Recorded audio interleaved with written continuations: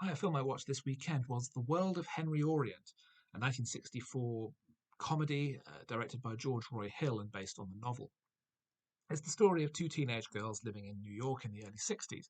They meet at their exclusive public school and gradually become friends. They both come from unconventional, fractured homes. One is the child of divorce, lives with her mother and her lifelong friend, while the other is the daughter of a very wealthy family, but they're constantly traveling, so she's left behind in New York and is cared for whilst her family is overseas.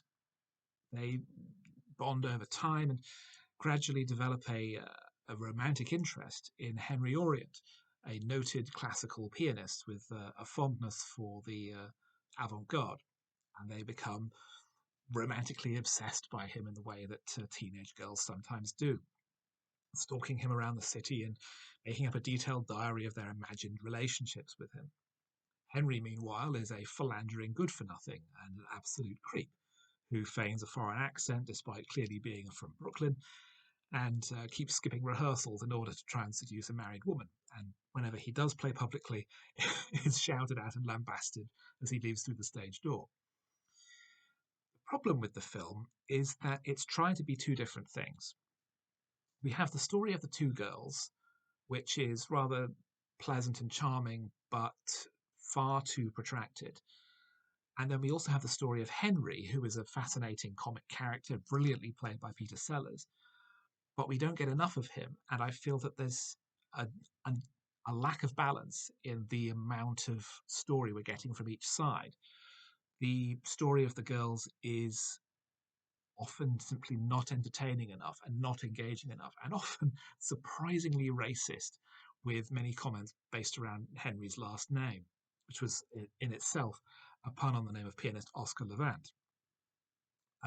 Sellers as Henry is great and very funny, completely despicable, completely odious. And there are elements of the character, elements of the girl's home life, which are interesting. As later in the movie, the wealthier girl's parents come home, played by Angela Lansbury and Tom Bosley, and that then turns into a whole other thing, and the film gets quite serious for a long period of time.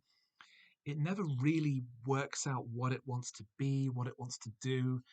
I feel that the Henry Orient story needed to be either played straighter or massively expanded so that he is the dominant portion of the film, because otherwise it just feels like it's the two halves fighting against each other. It's certainly not the best film that Sellers released in 1964, that being Dr. Strangelove, but it was also potentially one of his last, as later that year he suffered a catastrophic heart attack. It's not a great film by any means. It's worth seeing for Peter Sellers' performance and for him being paired with Angela Lansbury, but in and of itself, it's not one that I could really recommend.